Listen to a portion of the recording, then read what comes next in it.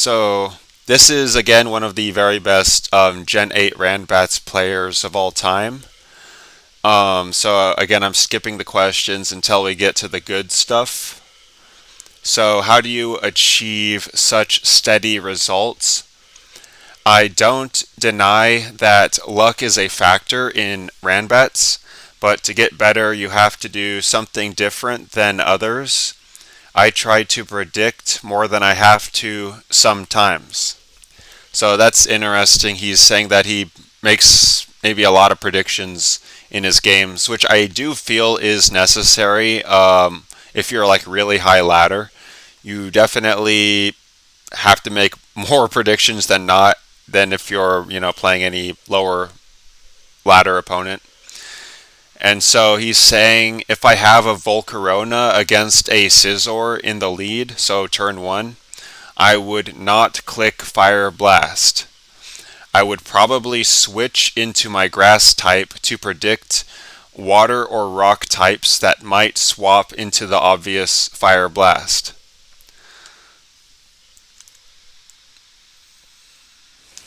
So that makes a lot of sense to me on a few levels. So obviously, your opponent, if they're really good, they're not gonna keep a Scizor in against Volcarona anyway. So there's probably at least something like a 90% chance that they're just gonna swap the Scizor out. They don't necessarily have to because they could be Life Orb Dual Wing Beat, in which case they might just stay in predicting your Quiver Dance, which would also be pretty obvious, pretty somewhat easy to predict, and probably what a lot of people would predict if they were the Scizor player. But then again, that's why you would maybe want to swap the Volcarona out so that you don't potentially just miss Fire Blast and then you just go down to a Life Orb or Banded Dual Wing Beat. Then you're also sort of scouting for that anyway. But yeah, I think Scizor is a pretty good mon in general. And also, I'd say even maybe more value that I would put on a Volcarona. I actually probably favor Volcarona in general to Scizor, especially, it's always really good setup with the Quiver Dance, and it can sweep many teams. Whereas Scizor can't really get fast, even with one Airstream. And Scizor I would actually put less priority on it, so maybe if they were like desperate, they would just like stay in with a Scizor. Like if Volcarona was to sweep their entire team, just to get off maybe a knockoff chip damage on it. So that gives you a lot of information also just by swapping the Volcarona out and seeing how the opponent would respond. If they're going for like a knockoff, that probably tells you that it doesn't necessarily have to mean this is the case, but it could just mean they're trying to get chip off on the Volcarona, and then maybe after a knock, then maybe just a U-turn. Maybe they also have to sort of hope you're not Roost on that set. But then maybe that's giving them information too, so maybe that's why they did that, because obviously Volcarona would just click Roost unless if it's, I believe, the Giga Drain Fire Blast Bug Buzz Quiver Dance set. If that is a set, or does it always get the Roost on the Volk? Either way, most players would not want to keep Scizor in, so you want to swap that Volk out anyway. On the other hand, I guess Quiver Dance could be a pretty good play just turn one, because Scizor is pretty unlikely to have dual wing beat. I forget exactly what the percentage of Scizors is that would have the dual wing beat, but it's fairly uncommon. I would guess something like only 20% of Scizors would actually have it. They would usually be leftovers in the first place, not like Band or Life Orb. The Banded and Life Orb sets, I believe, are the ones that would actually have the dual wing beat. Otherwise, it would just be like usually Bullet Punch, U-turn, Leftovers, Roost, Swords Dance. Yeah, and it's of course unlikely that they would even go for a U-turn because they don't want to get flame bodied and they don't want to just die to Fire Blast, and it doesn't really do any damage to Volcarona anyway. So it's very likely they're just going to swap into their answer that is their answer, probably one of their very few answers to actually deal with the Volcarona. So then you're basically like playing like a turn ahead You're basically being on the same turn as your opponent. Um, if you do swap out the Volk, preemptively predicting their Scizor to swap out, like he's saying, into a water or a rock type. So water or rock types could be. At the same token, there aren't necessarily like a ton of water or rock types that necessarily like to swap in on Volk, like especially after one Quiver Dance, and if it's Giga Drain, then a rock water type would just go down to one Giga Drain. Or if the Volk wants to Dynamax at that point, it might just be able to OHKO many rock or water types with the max overgrowth. Or even it could probably even just tank a hit easily. Even it could even just set up the sun and then just tank a water move and then just proceed to sweep from there.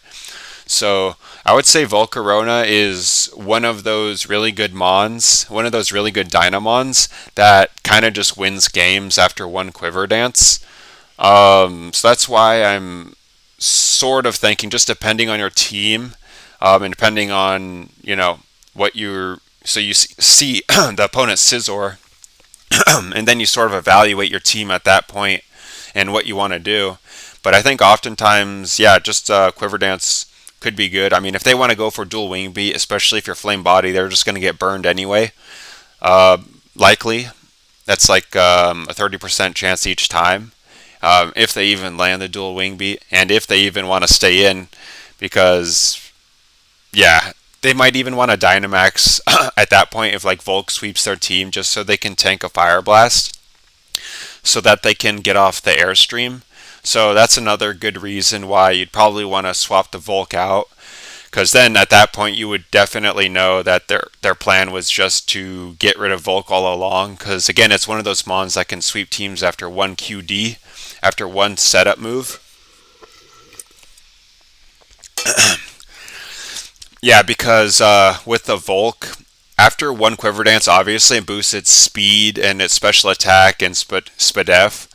So it's like one of those Dynamax mons that basically gets really fast. Probably takes hardly any damage, like in the Scizor example. Like if the Scizor wants to do whatever, like knock off and get burned, and then after the Quiver Dance, you roost as they swap out into maybe their one or two answers to Volk.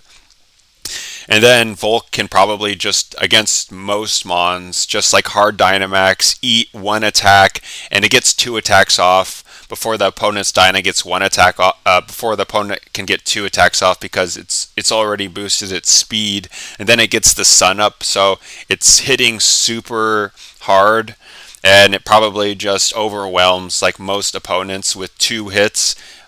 And again, it tanks one hit. So then your opponent probably just essentially loses the game at that point because they're down like a lot.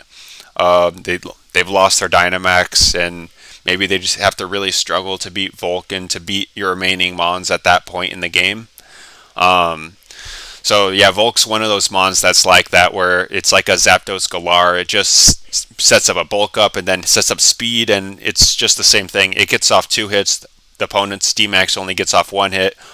Either that scenario, or the opponent has to sack one or two Mons before they go into their D-Max. So it's one of those Mons that basically is able to take out always, or most of the time, like 1, 2, 3 Mons, just breaking the opponent's team, like just reducing their number in general.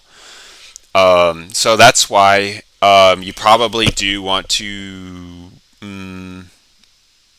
So I don't know what my argument is at this point. If you want to just Quiver Dance turn one in this example, or I guess what he's saying is, yeah, he'd want to like swap in. He'd want to swap into another type, maybe even just to help weaken the opponent's team first and to help pilot your own team, because it's actually still good saving Volk in the back, because it has heavy duty boots for a reason. It's because even if like mid game your opponent is setting up hazards, that Volk is always going to have heavy duty boots because of that quad of 4 times weakness, 2 rocks. So that's basically, yeah, that's always going to auto generate with the Volk. That's not going to be the case with all 4X weak to rock types. Like Scizor can have like the Eviolite, a useful item. Ninjask can have no, it'll always have no item, so it won't have the heavy duty boots because it works with acrobatics because it always runs that set. But if you're thinking about something like another Mon would be Articuno, but then it would always be heavy duty boots because it doesn't have a specific move set that would require it to have like no item like Ninjask or an Eviolite. So yeah, that's why the Volk would always auto generate the heavy duty boots. But then that's why you would want to bring it in. That's why you would actually want to swap it out, like using this technique that he's mentioning. This is a very advanced technique, I would say. Definitely one of the most advanced techniques you would use specifically in Gen 8 random battles of just swapping a mon out into another. But that's just giving even more reason why you'd want to do that in some cases is because it does have the boot, so it can come in at any point in the game, even if your opponent sets up any type of hazard, because it won't take sticky web, it won't take anything. And then it can even be used as a defensive win con because of the flame body. So if your opponent sets something up, then you can always just throw this in and then you can burn the opponent and then go from there.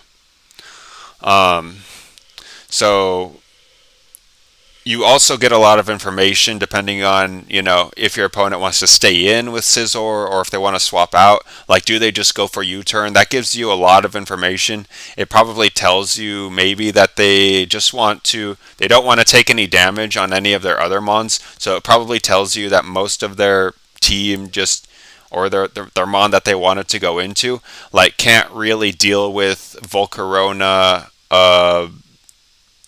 can't really deal with like a Fire Blast or a Bug Buzz coming out. It might also mean if they're just going for like a U-turn that that they actually don't really mind if Scizor goes down because maybe they have like a Giratina, like the offensive Giratina, the Ghost Dragon in the back. So they don't want to get hit by a Fire Blast to take any damage and potentially get burned, which is why they want to just go either let Scizor go down or go for the slow U-turn. So that way they can see if the Volk wants to just go for Fire Blast or if it wants to set up. Like if it wants to set up, then probably you actually want to go into a different mon that's not the Giratina. And then maybe even bait the Volk into Dynamaxing, so then you can Dynamax your Giratina and then beat it with like the Airstream, the Dual Wing Beat on the Giratina, and the Poltergeist. Or if Volk did just go for like a Bug Buzz or a Fire Blast, then maybe just go hard into it and set up an Own Claws and then go from there. So you can get a lot of information just by swapping out, I would say, just based on what move the Scizor goes for or what mon they swap into. And again, you don't really lose anything, or you still have a lot to gain in other aspects from the Volk swap out. Again, because of your item. Because it's like, why Quiver Dance turn 1? You aren't even making use of your item, your heavy duty boots. So that's another way to sort of think about it.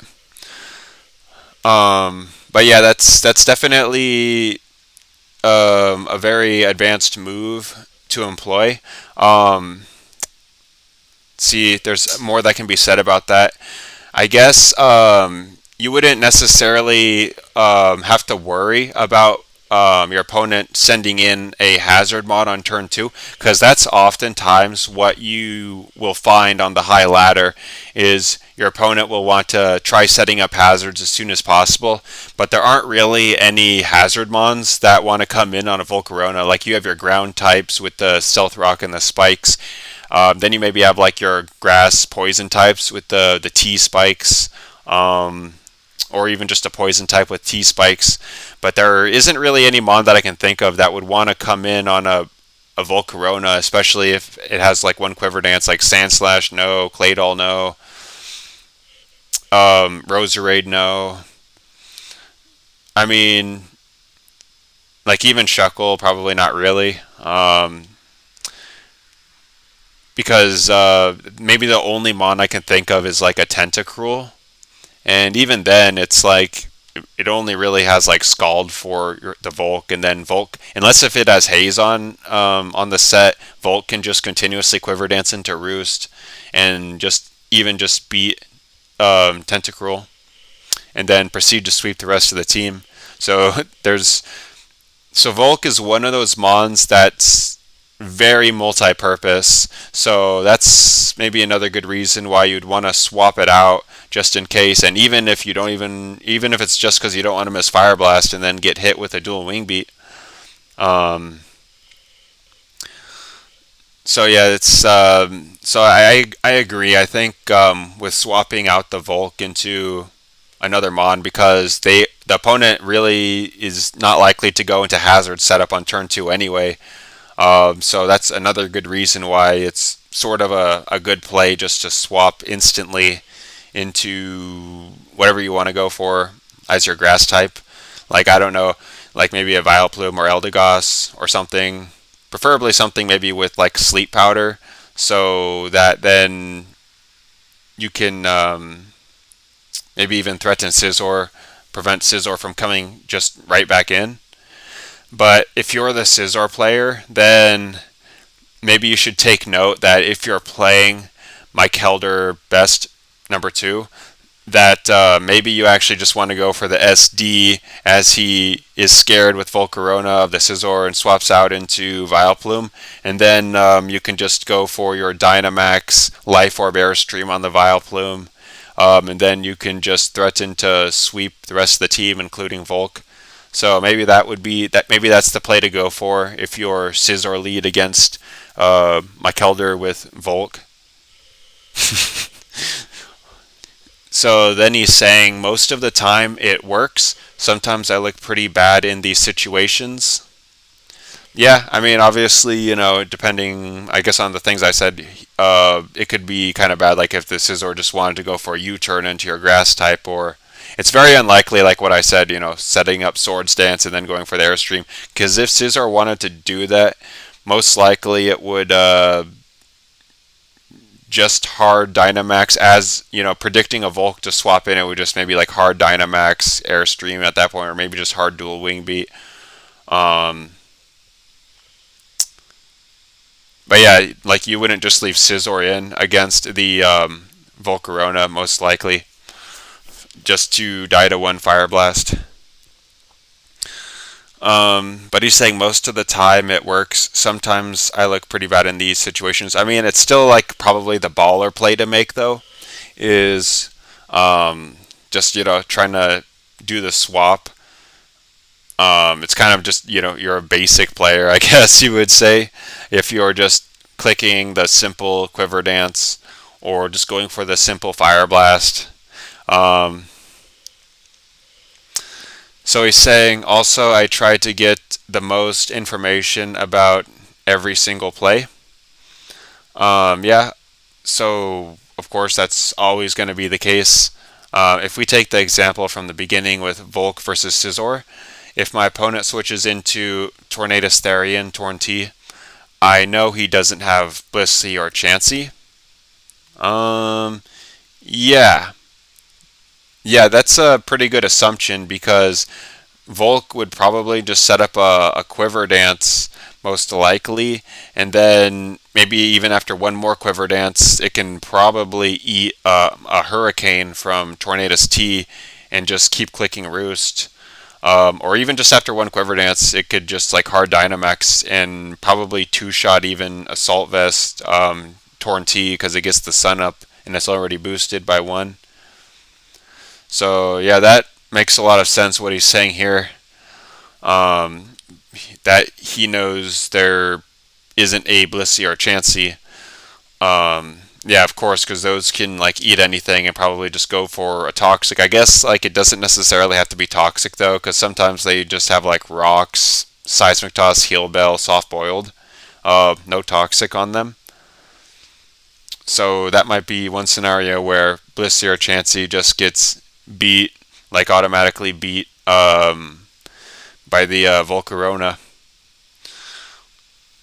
But yeah, the Tornadus T case, that's very clever because I would say like very good opponents, like high ladder opponents would definitely know like what mons always beat what mons unless if you get lucky, like critical hit or confusion with the hurricane. Um, so yeah, a good opponent would never want to. A good opponent would probably just expect a quiver dance and maybe even predict another quiver dance. So then at that point, Hurricane won't even break through Volk. So that's why a good player would never even in the first place go into a Tornadus T. In fact, if they do, you can maybe even predict them to Dynamax the Tornadus T just so they don't miss the Hurricane. And so they can actually prevent the Volcarona from setting up and sweeping their team like even further. So that's actually uh, a reason why I do like setting up with the Volcarona, like even like in the scenario of turn one against the Scizor, because again I was saying like it's not too likely. It's like I don't know. I'd have to see what the tool says, but I think it's like 20% of Scizors, only a small number would actually have the flying move, and it's unlikely they would even stay in anyway. So maybe that's why I would go for the Quiver Dance turn one, like if they want to swap in the Torn T. So then at that point, I can even predict them to want to Dynamax. So then I can even like swap out my Volk at that point as they Dynamax. Or if I do want them to Dynamax, then I can just go for a Quiver Dance anyway and then swap out right after that. Either way, if I just want to, sort of hedge my bets. But I do also like turn one setup because it sort of prevents them from going into any type of hazard setup. As I was saying, I mean, just because it won't hit Volk with the heavy duty boots, it'll still probably hit the rest of the team. If they do want to go make a play like that, although it's very unlikely again that they would do that. So I still agree overall, like with what he said about just swapping it out turn one. I think overall, statistically, very few opponents are actually going to stay in, and then you're actually going to be like on the same turn as your opponent. You're going to be able to pilot the game a lot better by, in fact, just swapping the Volk out. So that's definitely a very good piece of advice in these high ladder matches, I would say. I think I was going to add something to that, but I think I lost my train of thought. So he's saying, oh, I guess what I wanted to add was just if I do quiver dance with the Volk, then it becomes very easy to predict what the opponent wants to do at that point. And also, it allows me just to immediately Dynamax as well if I want to start breaking through their team, because again, it's one of those really good D-Max mons. Um, but yeah, if you set up a Quiver Dance, then it becomes even easier to predict what your opponent will be doing. It might even just bait them to Dynamax, as so then you could even just swap out or do whatever predicting that. It sort of forces your opponent to make pretty like obvious and predictable moves. Makes the probability very high that they'll do something that's predictable because they're basically forced to. So then continuing on, I know he doesn't have these mons, and it's well, like I said, it's possible they have it, but they're just like the not very good set. But I get what he's saying though, and because I mean I think most of the time they do have toxic anyway. They aren't like the Heal Bell Rock set, and it's also unlikely that he's got a physical dragon type, so that would be like Garchomp, Dredagon. I don't know if that's necessarily the case. A physical dragon type. Yeah, because I don't know if you'd want to just hard swap in your threat that can actually deal with the Volk, because like a Garchomp, like unless if you're a Stone Edge on the set, I mean the Volk is just going to, and I think Stone Edge is a bit unlikely or less likely than just like SD. Usually it would just be like SD, Earthquake, Outrage, and then I mean I suppose Stone Edge, but maybe like what Fire Fang. Um, is Stone Edge really more common than Fire Fang? I have to think on that. I mean, it could also just be. I believe there's Assault Vest Garchomp in this as well. which could probably just go for like 2 EQs. But I don't know, like usually you would want to like save that because the Volt can just break through it if it wants to Dynabug, and then maybe you just don't have any response to it at that point. You're basically forced to Dynamax. You're basically forced to just swap into it and then Dynamax rather than maybe even just sacking the rather than doing like something else. Because if you don't like predict that Dynamax right, you might just go down to two hits from the to the Volk before you even do much damage to it. So I don't know if you would really want to, hard swap in your answer anyway, because again, it's like one of those mons that has very few counters, like a Dredagon even. Like, I mean, what's Dredagon going to do? I mean, Banded Outrage isn't even going to like one-shot D-Max, and then D-Max will just break through it, and you may not even like be able to predict the D-Max. Like you would basically have to predict the D-Max and D-Max yourself, and then I don't think you, but then you would lose your damage output unless if you're a Life Orb, because the band will lose its damage output in the D-Max form. So I don't know, but I get what he's saying in that you can sort of, and this is I would say very high level. This is probably like the highest level of play. With regards to this type of like play style, is being able to predict what your opponent has in the back, of course without ever seeing it or knowing like what it is, just based on how you've played, and it becomes infinitely more complex as you have played. Like if you reveal 1, 2, 3 mons and you reveal what moves and what sets you have, then you can sort of like predict what your opponent might have in the back. I don't know exactly how reliable this playstyle is. At the same time, you can predict some things, I suppose, like your opponent doesn't have maybe an easy out to it like this if they're sending in something like this, so you can predict some things like that, I would say. Or if they do have one of these, then you can probably just predict them not to have Toxic on the set. Unless if your opponent is baiting you, but even then, I mean, for one, that's maybe not too likely, and for two, they probably, again, like with the Tornadus case, Tornadus would just get beat by Volk in the end. So yeah, the opponent is kind of forced to go into their Toxic Blissey or Toxic Chansey.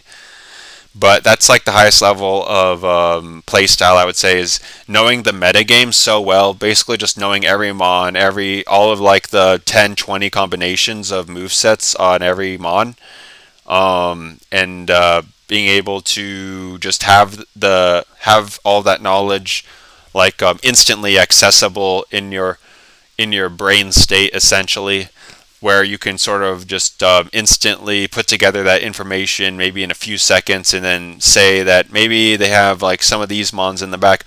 Or it's also useful to be able to do this just to know, okay, potentially they could have these series of mons like as their last mon. So maybe if I'm deciding if I have to save 1 or 2 of my mons, let's say I have to sack a mon in a scenario, then which mon do I want to sack, and then which of those mons will be able to beat every one of the likely possible mons that they have left in the back that they haven't revealed yet.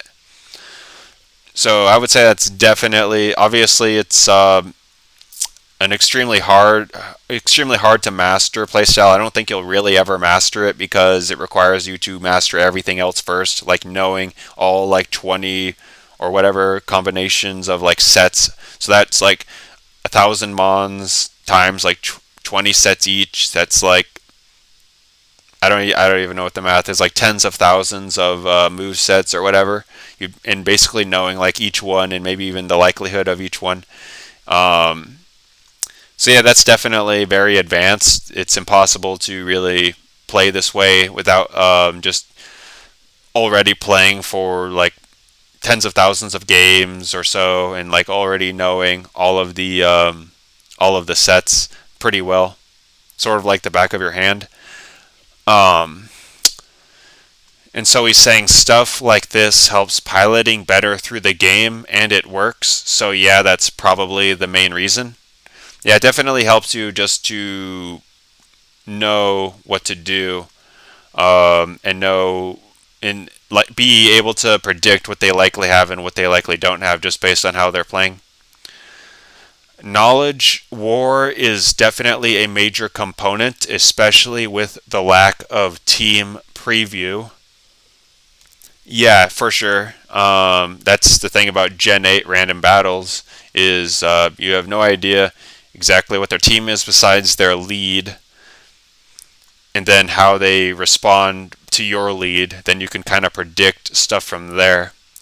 Do you find yourself trying to play around the information your opponent can get from your moves, like bluffing or hiding some Pokemon? It really depends on the situation. Normally, I make the best play, even if I have to show my last Mon, for example.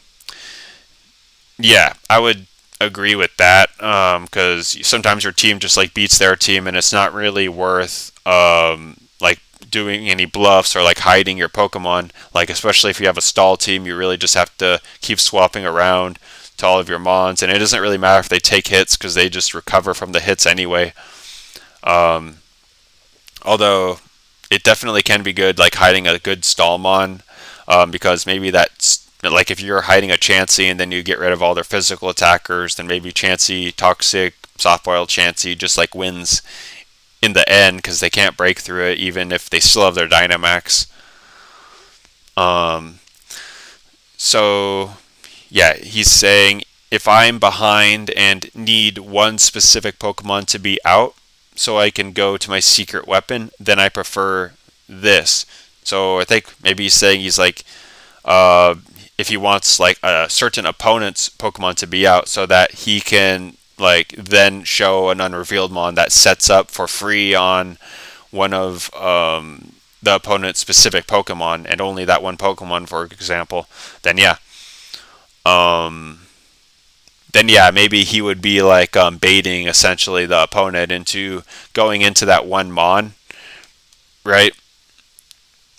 So then maybe even like if he had a Volcarona, so then maybe he goes um, so maybe Scizzor's in, so he just goes into Volcarona, and then he just lets the Volcarona go down to a Lycanroc that comes in, but he already knew the opponent had Lycanroc, and that's probably a bad example because not many mons like to set up on Lycanroc unless if say it's like banded, like let's say banded Accelerock, Lycanroc. So now he knows he can send in his what would be a good example? Yeah, again, not many Mons really like coming in on that. Of course, I can think of some, like, let's say, Shell Smash Barbaracle. He has a Shell Smash Barbaracle in the back. So he was just baiting that Lycanroc to come in so that he can go into his unrevealed Barbaracle, Shell Smash, and then proceed to win the game from there. And let's say Barbaracle is his last Mon, his last or second to last unrevealed Mon, because the opponent probably wouldn't go for Accelerock if you only have one Mon left. The opponent, if they're a good opponent, will probably just want to try to set something up. But maybe that's why you do want to maybe even like Quiver Dance with the Volk just to force them to go for an Accelerock. So now they're locked in, and you have the exact Mon that you want to have in, so that you can get off a free Shell Smash. And now that you've seen their whole team, you know that Shell Smash Barbaracle, your secret weapon, will be able to sweep the rest. So, yeah, of course, scenarios can be very complex, so you can't give a clear answer. No one really can. Given the sheer nature of random battles, any Pokemon can end up being the win con, and it's not always easy to assert which of your six is going to be the secret weapon, which makes a lot of sense. Um, This variety in battles is also what makes random battles enjoyable to me. Yeah, for sure. You don't really know at all. Like I've been beaten by like lead Centiskorch. I think I got unlucky and missed one of my moves, but and then yeah, just proceeded to sweep the rest of my team from there after one coil, then just like leech life, getting back the rest of its health. Even though you would think like Centiskorch, like even in Ranbats, I would say it's a fairly trash mon, and in general, it's even probably more trash. But But here it can be the secret win con that just beats an entire team. So he's saying, are there Pokemon you like to roll more than others, or do you have any favorite set across the formats? I love hazards. I'm so happy if I can get T-Spikes or Stealth Rock on my Pokemon. Yeah, definitely. I don't know about T-Spike is just okay, in my opinion. I feel like so oftentimes the opponent just has a grounded poison type. Anyway, because you can only really have two mons that are the same typing on a team. I believe that's what the code generation is. So that just makes it even more likely that they would have a grounded poison type. Um, so he's saying, I also really like recovery moves and the ability Regenerator. Um, yeah, I guess I can touch on the T Spike and the Stealth Rock a bit more. Like I think hazards are pretty broken because, of course, they give you the chip damage that you need to weaken your opponent's team to prevent them from like to avoid being like OHKO'd by some things. Like I think a lot of the time, like my moves are doing like 90% or almost 100%. But if I just had Stealth Rock up before, like on turn one, turn two, then I would have been able to get a lot more OHKOs. Um, and then he isn't really mentioning spikes, but I guess Stealth Rock kind of is just like better than spikes in general, sort of. It only takes like one turn, uh, one turn to set those up, and then they would hit the flying types as well. But then the T spikes, yeah, again, I don't know. I think T spikes are just okay. I put them a little bit lower than spikes or stealth rock, but you can go for them if you think you're in a good position to, and if you think it'll actually put in work. Um, and then by the same token, I would say that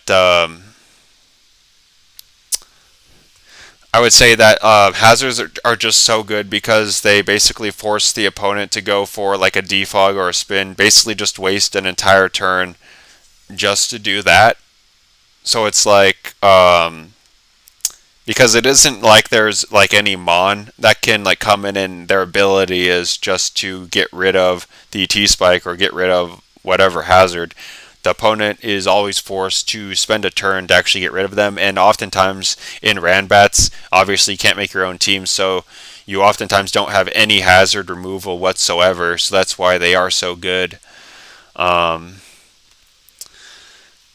you don't have like any spin, any defog, and then magic bounce is definitely the iffiest hazard prevention slash removal technique, I would say. So he also likes recovery moves and the ability regenerator. Yeah, for sure. That's a lot like the previous interview with Bo Rida. Basically, they're both saying they really like stall, and I think I would agree. Like, I think I like usually on turn one when I'm thinking of how I want to proceed with the entire game when I'm analyzing all my mons and what I want to do. Usually, the first thing I actually look for is a hazard setup on my team because it's like, what is my team actually planning to do? Like a lot of the time, there isn't really any clear, you know, way forward for your team other than to just, attack and damage the opponent more than you get damaged, and then just to slowly figure out, maybe eventually what mon you actually want to Dynamax, and then maybe you just want to save one mon in the back that sort of seems good against their team, and then hopefully you can just beat them while it's taking damage, sort of a blow for blow type game. Whereas if you get any type of hazard, usually the first thing I'm thinking is, okay, I want to figure out exactly how effective this hazard is going to be and how immediately I can get it up. And usually if I don't know like how effective it's going to be, I just want to get it up anyway, because again, it'll just pressure them to have to hard swap into a magic bounce mon, and then I could predict that even and just damage that, or it'll force them to always have to waste a turn, and I'll be able to predict them on that turn exactly or likely what they want to do is defog or rapid spin, so then I can go into another mon and maybe just set up on them as they do that or take advantage of that somehow. And of course, if they don't have any type of removal, which is common, I'm probably at least like 50% of teams or so, then they're just going to be hazards that stay around and help you win the game. And then he also likes, again, the recovery moves and regenerator, exactly what was said by Boris Wang. They help to scout the opposing team, and this leads, or sorry, I believe Boris Wang is Bo Rida. I just briefly saw this like one post somewhere, but I'm not totally sure on that. So they help to scout the opposing team, and this leads to making a perfect game plan. Yeah, I don't know about perfect, but yeah, definitely helping to scout. Yeah, because like let's say you have Milotic with recovery, you don't know if they're like maybe faster or slower than you, if they're like a scarf or maybe a banded set on something, then you could just go for a recover anyway. If they're banded, okay, they hit you for a bit, but then you can threaten them with a Scald Burn on their banded mon. Or if they're faster than you, you don't want to get two-shot, then you can just go for a safe recover, maybe lose a few HP by the end of the turn after the recover, but now you know exactly what you have to do from that point. So yeah, very good for scouting, and that's just one example. Otherwise, I really like pure breaking power. Conk, for example. Yeah, so Conk is one of those mons that basically there aren't really any good swap-ins for, because Conk can just predict a ghost a type, go for knockoff, or it can predict basically any type, or even just an unaware mon. It can just easily break through any unaware mon with anything, like just a close combat, or really any of its moves besides Mach Punch. I don't know exactly how much I like Conk, just because it's so slow. Even with sticky webs up, it gets outsped by Gardevoir. I think I might slightly prefer like a Machamp, but yeah, Conk is definitely pretty good wall breaker. And again, it's one of those mons where you can actually predict the opponent like pretty well if you do have a Conk in. Plus, it's good utility again for those unaware mons that are so annoying. And those Stallymons, basically for most Stallymons, it's actually really good just with knockoff for getting rid of their black sludge or their leftovers as well, or their Eviolite.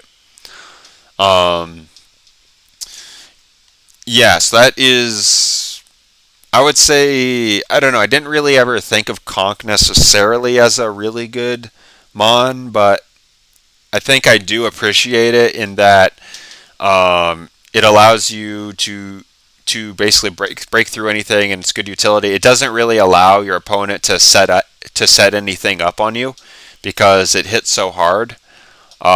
So oftentimes it's, I think, maybe a good like mid game mon, so that you can prevent the opponent from setting up before you do. You could just let Conk go down to prevent them from getting any setup in your face with whatever they want to have or whatever they want to go into, because nothing really can set up in front of Conk, and then you can just set up yourself or do something from there. Then you actually have the momentum and the ball in your court and the initiative at that point. And so he's saying his favorite set is probably Stealth Rock, Toxic, U-Turn, Jirachi, and of course last move would always be Iron Head on this set, because it has a good typing, makes so much progress, and momentum is always nice to have. Yeah, I would agree. Of course, again, this is the hazards with the rocks. So again, that's giving your team something to do, something that's also very useful. And then the toxic Iron Head combo is very nasty. Again, toxic is just stall in general. You don't even have to stay in for Iron Heading, but Again, that's a 60% flinch chance with Jirachi's Serene Grace, of course, 30% times 2. So then you can just Toxic something, and then maybe it'll never get to attack as it goes down to Iron Head plus Toxic. Jirachi is pretty nasty even without any of this stuff, just with Iron Head, because it outspeeds most Mons, and then it just continually flinches them and takes hardly any damage. Or if it has the leftovers, then maybe it flinches the opponent enough to where leftovers heals it back up so it won't even go down to their attack, and then it can just keep doing that like endlessly against whatever Mons your opponent wants to send in.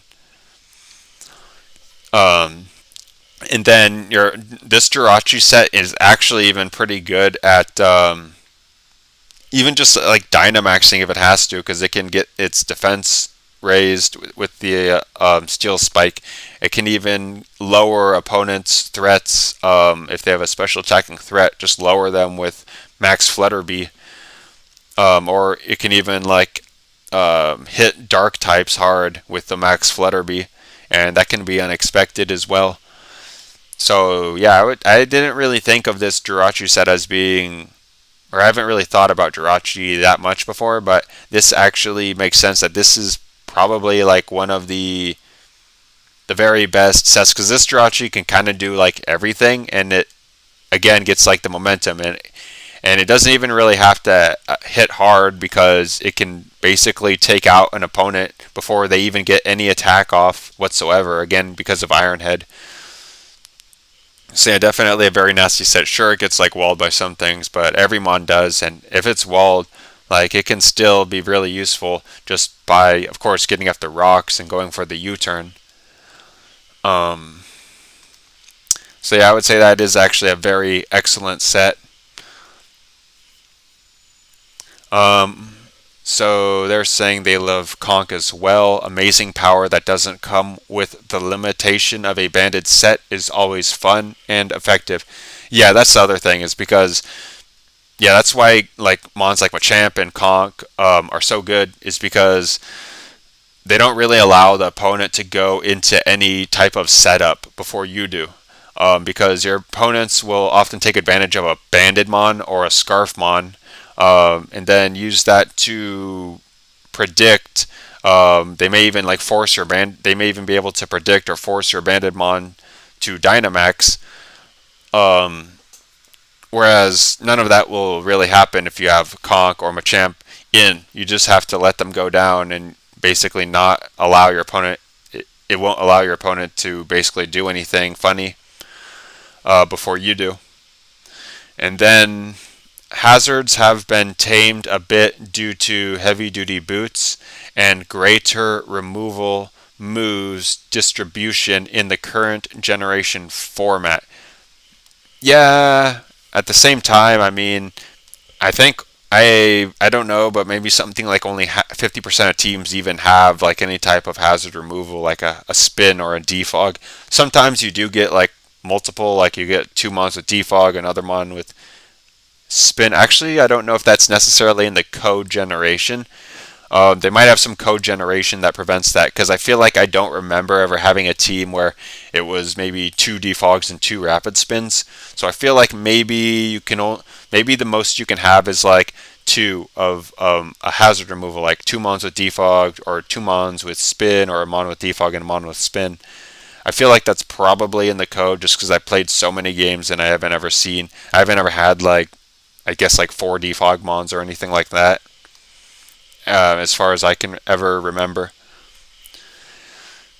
So hazards have been tamed a bit due to heavy duty boots. That's for sure true. Like every mon basically gets, that's like weak. Like every fire type essentially gets like heavy duty boots. Like every flying type, every mon that's quad X weak to rocks gets the boots. But then again, I mean, a lot of teams that I get, like a lot of them maybe only have like 1 or no mons with heavy duty boots, and then a lot of teams have like no hazard removal at all. And again, I think hazards are still really good, because it takes an entire turn where you can just get predicted as well, like if you even want to get rid of the hazards, right?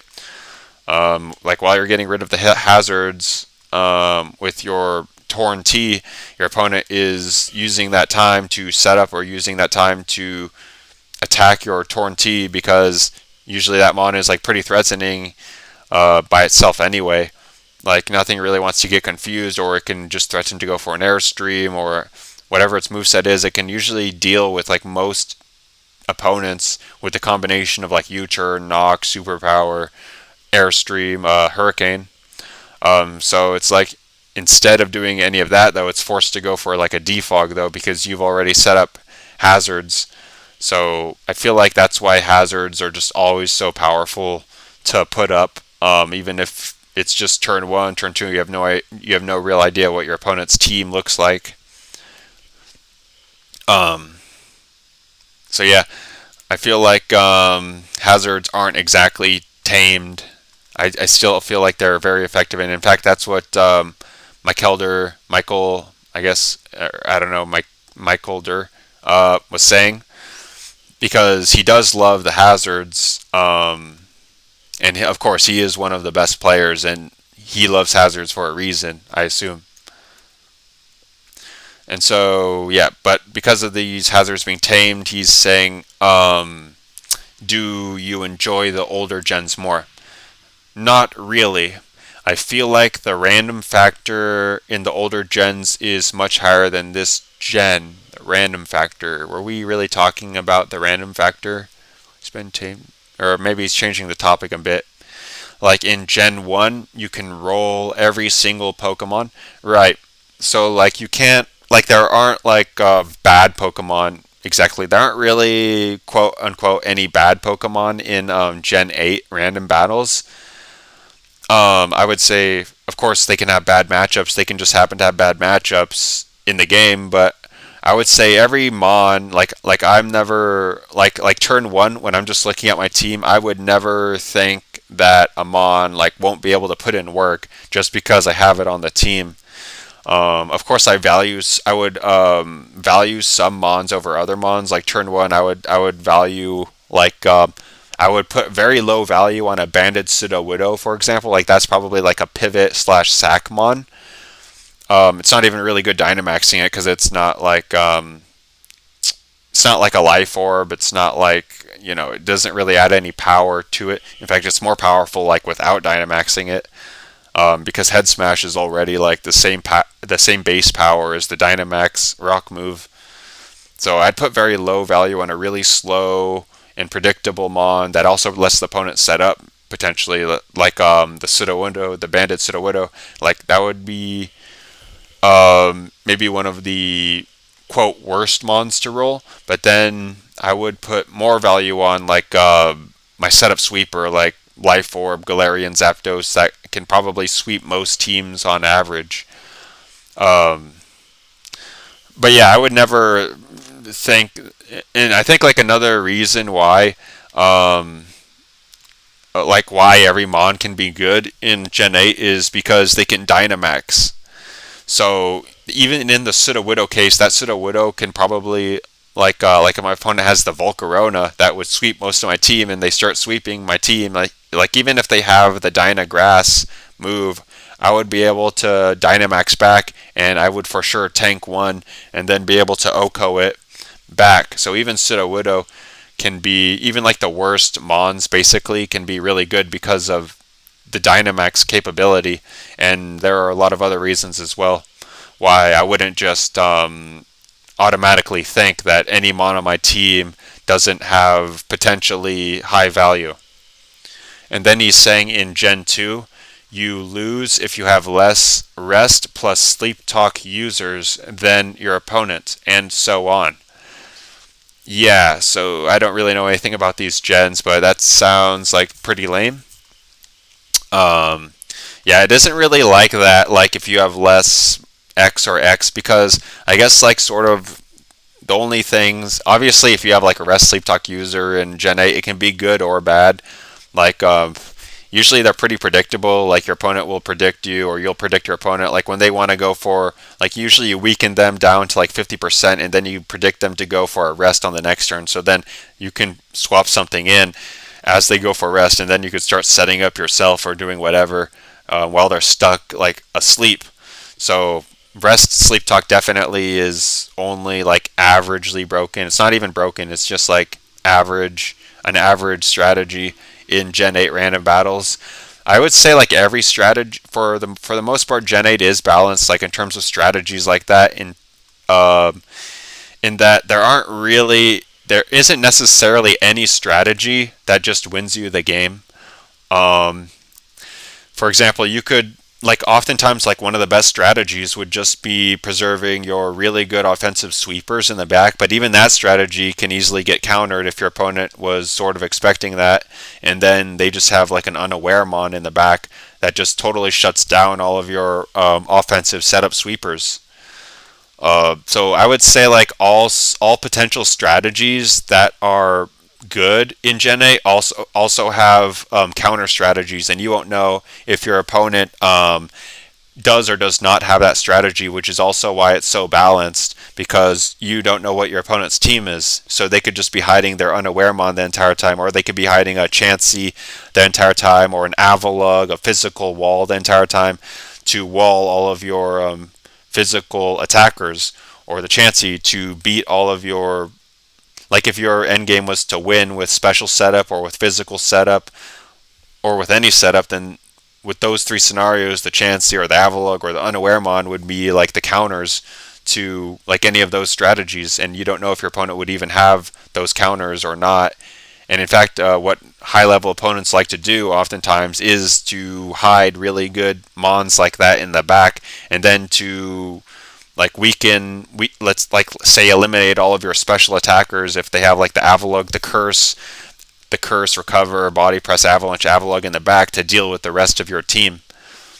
Um, so I think that's another reason why Gen 8 is such a skillful gen, is that you don't really know like what strategy will actually win. It really depends on making the best play every single turn of the game and analyzing and predicting what your opponent will do every turn as well. Of course, that's not always the case in every game, but I would say, in a good number, at least like maybe 50% of the games I play, it's like that, where you have to win basically based on winning and losing it basically comes down onto to how good you are with your knowledge and your prediction game. So then Gen 8 is the most balanced gen to play random battles in. I hope Gen 9 can be like that as well. Yeah, I think just without really knowing anything about the other gens, I think I would agree. Gen 8 seems to be really well balanced. And then I think that's pretty much it. Oh, what advice to get better? Let's see, some of this isn't that. It's sort of just whatever. With some tricks here and there, you can surprise your opponent. Try not to be too expectable. So he has been saying that a lot. Like initially, like the first stuff he was talking about was that he likes to make a lot of predictions, like swapping out the Volk turn 1 into the grass type when it's his lead Volk against their Scizor. So I'd say that's it's also kind of a fun way to play like that as well too. Just not really being expectable. And that's sort of also what makes this gen fun. In that it can actually be good. It can actually be very good and put you in a really good position if you do make the unpredictable plays. In fact, I feel like it's like that a lot on the high ladder. I guess like one example just recently, like my opponent just, I guess like turn 2, they went into like a Lottie. They set up a Calm Mind. I didn't really have a good response to that, so I just bluffed that my Mantine had Toxic. I hard swapped in a Mantine on it as they went for Calm Mind, bluffing the Toxic, but I just scalded instead. And then they actually were predicting a Toxic, so they swapped in a Heatran. They got critical hit on the Heatran from the Scald. So that's just one example of using some tricks here and there. So he's saying you can get into a good position then. Yeah, that's like in my example. If you are playing a tournament, take your time. Don't ask me about tournaments. I don't know anything about playing tournaments myself. There is no need to click every move in less than 10 seconds. Well, yeah, of course. I mean, just I forget how long the timer is in Giant Ran Bats. It's probably something like 180 seconds, or it's not that long, is it? It's like maybe only like 120, 150 seconds of from right when the timer starts. So you definitely have enough time to make your best play. And again, if you're playing at a really high level, I feel like you need to take all of the time, not all of the time, but you need to, maybe you need to spend longer each turn thinking of all the possibilities and everything that can happen. Try to go through scenarios that can happen later in the game. Yeah, definitely. You have to be thinking ahead. You have to be thinking like 20 turns ahead. You have to be thinking about how every mon is going to beat every other mon and how much damage each one of your mons has been taking and will take, and then which mon you want to use in the end. So yeah, definitely you have to be thinking of as many things as possible to give you that highest chance of winning. That leads me to another point, the damage calculator. It's a very helpful tool since it gives you information about the possible items, abilities, and moves a Pokemon might have. Yeah, I would say that's definitely true. A lot of the time you're using damage calc just to figure out if they're like band or scarf on one of their mons. That's always either band or scarf. Um, so yeah, it's kind of necessary to use that to figure out what items they'll have, and then from there you can help you can try to predict them um, based on what they have, or maybe that can set you up for success. Obviously, as much knowledge as possible about the opponent is just going to help you.